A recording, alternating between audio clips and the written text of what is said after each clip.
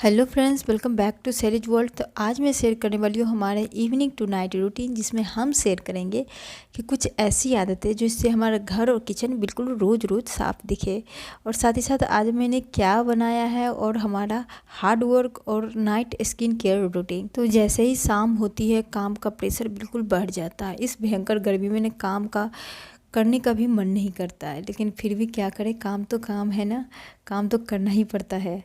तो जैसे ही शाम होती है पूरा घर बिखर जाता है, और घर में बच्चे होना तो और भी घर गंदा हो जाता है। लेकिन क्या करे, कुछ ऐसा करे कि बेड हमारा रोज़ रोज़ साफ दिखे।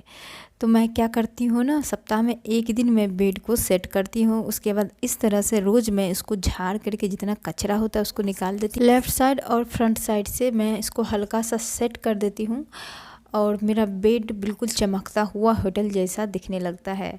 बिल्कुल ही सेट रहता है पूरे दिन के लिए। ऐसे तो मेरा 4 दिन 5 दिन बिल्कुल ही सेट रहता है, लेकिन मैं फिर भी सेटिस्फैक्शन के लिए उसको मैं एक बार और सेट कर लेती हूँ, तब मुझे, क्योंकि टाइटली जब बेड सेट होता है तो बिल्कुल परफेक्ट। तो बेड कैसे सेट करते हैं जिससे कि 10 दिन तक सेट रहे, तो इसका प्रॉपर वीडियो मैंने अपने चैनल पे अपलोड की हुई हूँ, तो आप लोग वहाँ जाके देख सकते हो। तो नीचे में जितना कचरा है उसको साइड लगा देते हैं, और यहाँ जो है जहाँ मैं टेबल रखती हूँ, जहाँ मेरा सिस्टम रहता है, वहाँ भी मैं रोज़ रोज़ साफ़ सफाई करती हूँ, ताकि यहाँ डस्ट उड़ता है ना। धनबाद में यहाँ चाहे कहीं भी रहिए आप, डस्ट उड़ के आ ही जाता है रूम में। तो ये सब आपका आदत रोज़ रोज़ का होना चाहिए। छोटा सा आदत, बस 2 सेकेंड 3 सेकेंड लगेगा और साफ़ सफाई बिल्कुल हो जाएगा, और जिससे कि घर आपका बिल्कुल क्लीन लगेगा। तो आप देख सकते हैं चेयर पर भी मेरा डस्ट आ चुका है। मैं यहाँ भी इसको झाड़ देती हूँ एक बार, ताकि घर बिल्कुल परफेक्ट साफ़ सुथरा लगे। तो यहाँ देखिए मेरी साफ़ सफाई बिल्कुल, और हमारा घर भी बिल्कुल साफ़ सुथरा लग रहा है ना। जैसे कि टीवी तो मैं सप्ताह में एक दिन साफ़ करती हूँ, रोज़ रोज़ साफ़ नहीं करती हूँ उसको। और ये सब छोटी आदतें हैं। बेड का कॉर्नर वो सब मैं रोज़ रोज़ करती हूँ साफ़। आप देख सकते हैं किचन भी मेरा साफ़ लग रहा है बिल्कुल। तो यहाँ पे मैं झाड़ू लगा किचन में लग गई है झाड़ू। तो अब सेकेंड रूम को भी ठीक कर लेती हूँ।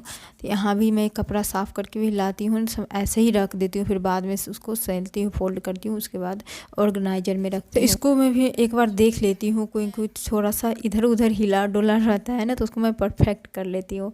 और साथ ही साथ ये देखिए, मैंने जैसे कि बताया कपड़ा मैं लाती हूँ ऐसे ही रख देती हूँ। तो मैं कपड़ा सारा रखी हुई थी इधर चेयर पे, तो अब सारा को फोल्ड कर लेंगे, सेक्शनाइज्ड कर लेंगे, और सबका कपड़ा अलग अलग कर देंगे। मेरा कपड़ा, आरब का कपड़ा और मेरे हस्बैंड का कपड़ा, तीनों का कपड़ा अलग कर देंगे, क्योंकि बाद में जब ढूंढते हैं तो आसानी से मिल जाए। तो इसलिए मैं सबका अलग अलग कपड़ा मैं कर रही हूँ, और साथ और जा कर के ऑर्गेनाइजर में मैं रखती हूँ। एक दिन मैं ऑर्गेनाइजर भी शेयर करूँगी कि मैंने कैसे कपड़ा ऑर्गेनाइज की हुई हूँ, ताकि मैं जब भी कोई कपड़ा ढूंढती हूँ तो आसानी से मिल जाता है। तो ये ज़रूर मैं शेयर करूँगी, अगर आप लोग चाहो, आप लोग बोलोगे तो मैं ज़रूर शेयर करूँगी।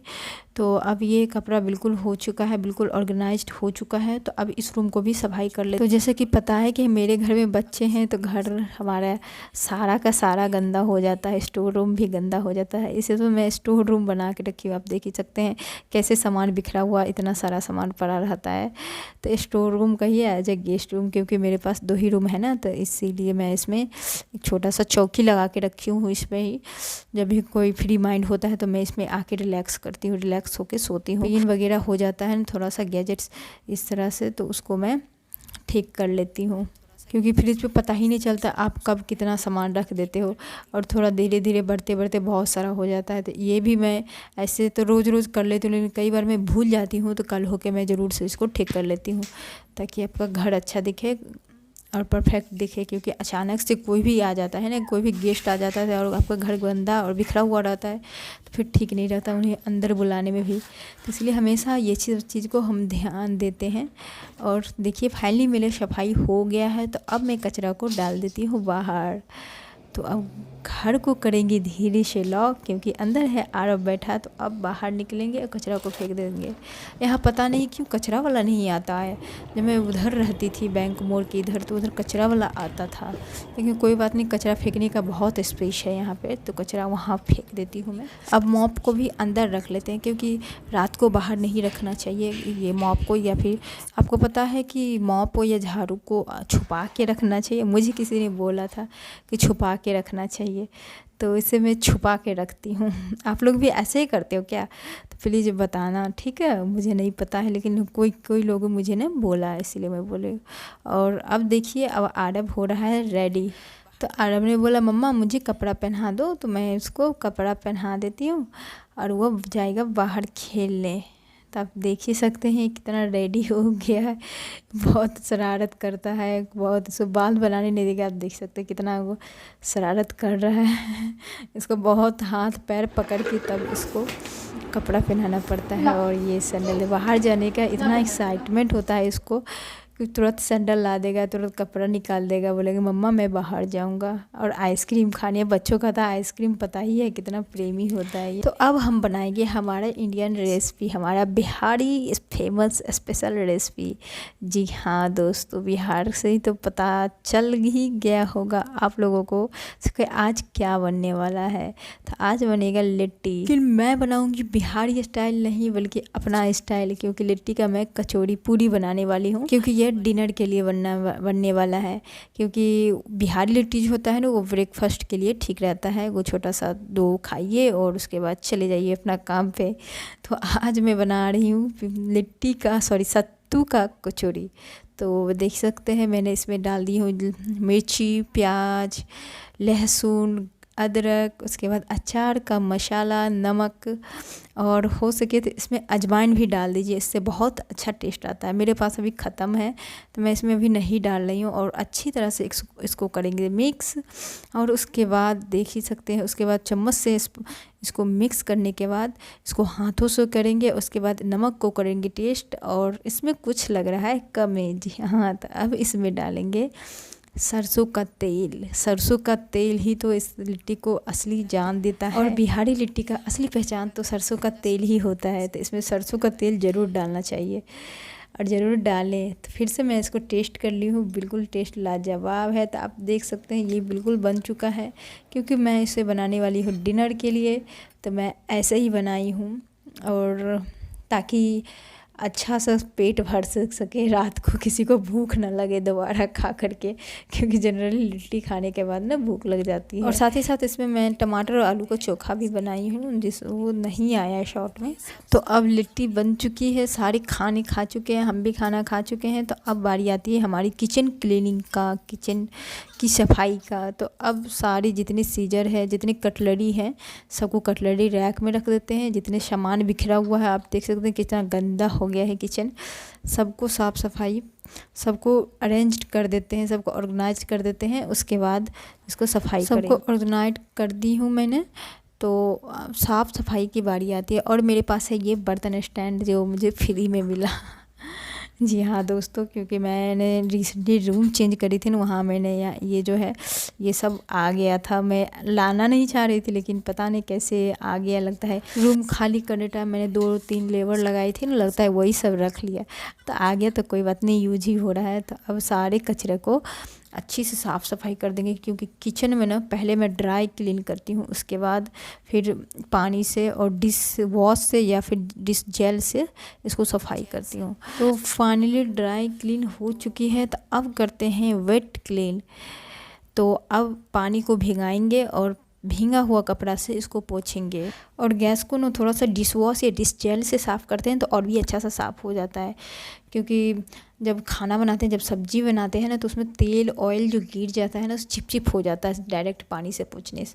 तो इसमें मैं थोड़ा सा ना डिश वॉश लगा दी हूँ, ताकि ये सब आसानी से निकल जाए। मैं पाइप को भी हल्का सा पोंछ देती हूँ, सब्जी उब्जी तेल और गिर जाता है तो अच्छी से क्लीनिंग हो जाती है इसका। तो सबसे बड़ी ज़रूरी बात ये होती है, किचन क्लीनिंग करते टाइम हर एक कोना, हर एक टाइल्स का कॉर्नर, गैस को जो बटन होते हैं ना ऑन ऑफ करते टाइम, उसमें भी ध्यान देना चाहिए, अच्छी से सफाई करना चाहिए। एक छोटी से छोटी, और गैस रखते हैं जिसके पीछे जो वॉल है उसको भी अच्छे से सफाई करना चाहिए।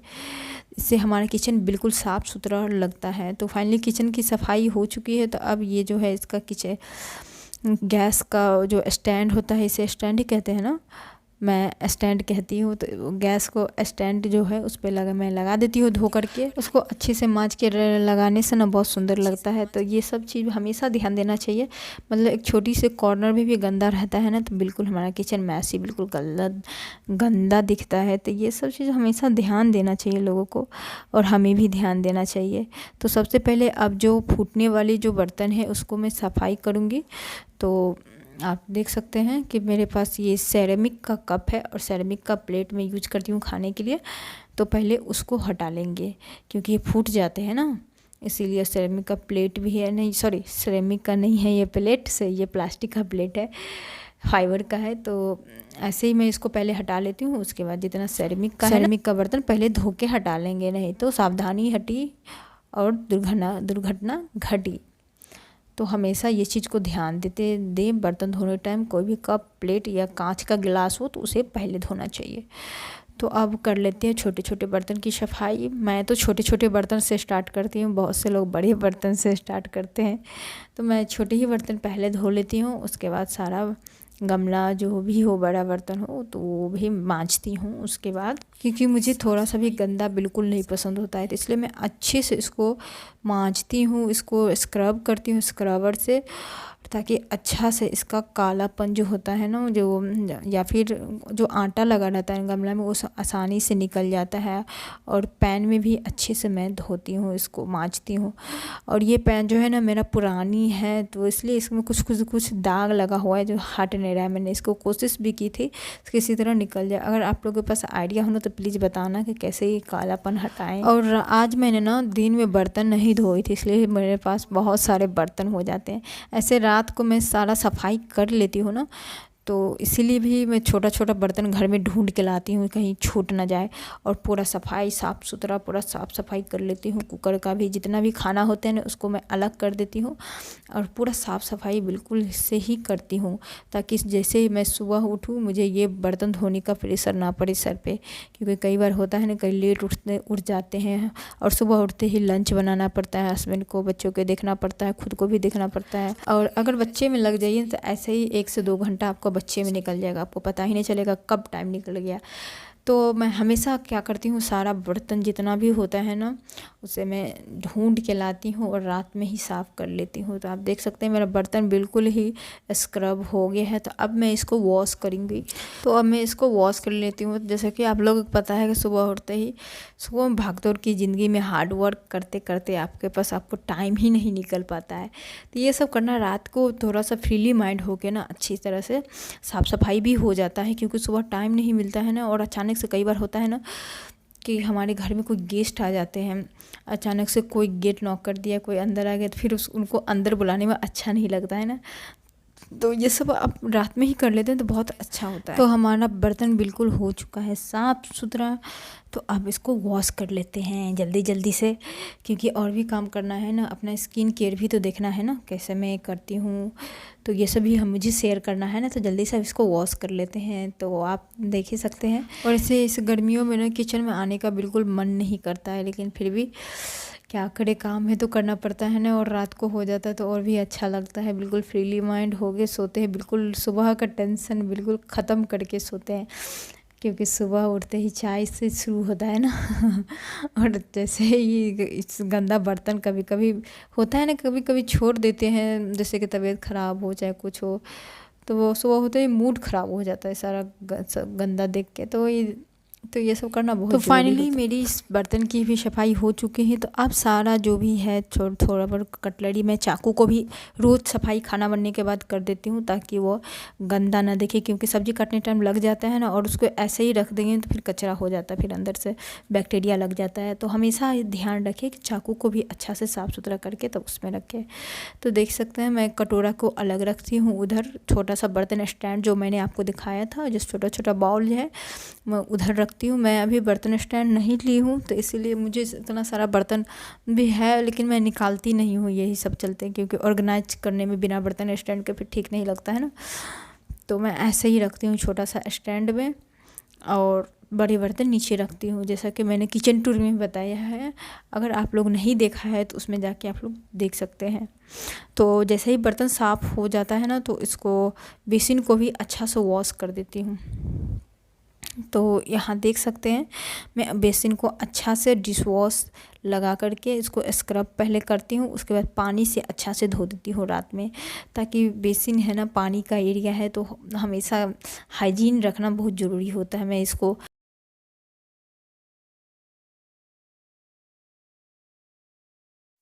छोटा सा डिश वॉश रैक है ना, मैं उसको भी साफ़ कर देती हूँ, क्योंकि छोटा सा जूठा कुठा जो खाना होता है वो आ जाता है उसमें, उसे भी वॉश कर देती हूँ मैं, ताकि ये भी क्लीन रहे। उसके बाद वॉश करने के बाद इसमें डिश वॉश या फिर डिटर्जेंट से इसको जो किचन टॉवल है उसको अच्छा से साफ़ करके तब सूखने देती हूँ, क्योंकि उसमें ऑयल रहता है, चिपचिप हो जाता है ना, तो उसको भी हमेशा ध्यान। अब हम करते हैं हैंड वॉश, क्योंकि बर्तन धोने के बाद ना हैंड वॉश करना बहुत ज़रूरी होता है। आप देख सकते हैं कितना क्लीन हो गया है, और ड्राई अभी नहीं हुआ है लेकिन क्लीन हो चुका है ये किचन। तो अब हमारा शुरू होता है डेली नाइट केयर रूटीन, क्योंकि अब सारा काम हो चुका है, खाने भी खा चुके हैं, डिनर भी कर चुके हैं और किचन का क्लीनिंग भी हो चुका है। तो अब मैं करके आ गई हूँ फेस वॉश, और क्योंकि अभी पूरी गर्मी चल रही है ना, तो पानी पीना तो बहुत ज़रूरी होता है। तो मैं फ्रिज से पानी निकाल लेती हूँ और पानी भर भर के पीती हूँ। स्किन केयर में मैं अभी ज़्यादा बिल्कुल भी फेस वॉश कर लेती हूँ, मॉइस्चराइज़र अभी लगाने की कोई ज़रूरत नहीं, क्योंकि मॉइस्ट ऐसे ही रहता है आपको गर्मी में चेहरा।